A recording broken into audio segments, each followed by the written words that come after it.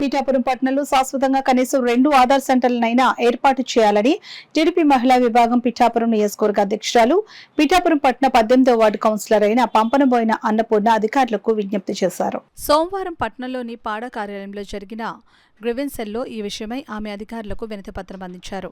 వృద్ధులకు ఆధార్ అప్డేట్ అవసరమవుతోందని, చిన్నపిల్లలకు ఆధార్ నమోదు, ఆధార్కు మొబైల్ లింక్ చేయడం వంటి సేవలు పీఠాపురంలో అందుబాటులో లేకపోవడం వల్ల ప్రజలు తీవ్ర ఇబ్బందులు పడుతున్నారన్న విషయాన్ని అన్నపూర్ణ అధికారుల దృష్టికి తీసుకుని వెళ్లారు.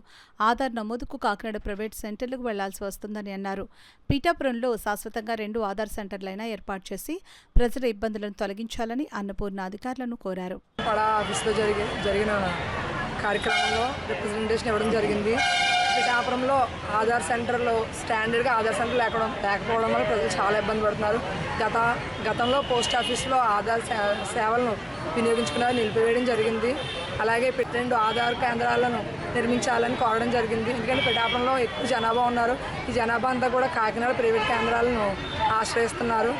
దీని మీద కలెక్టర్ గారు కూడా అధికారులు కూడా దృష్టి పెట్టి పీఠాపురంలో పర్మనెంట్గా 2 ఆధార్ సేవా కేంద్రాలను ఏర్పాటు చేయాలని కోరడం జరిగింది.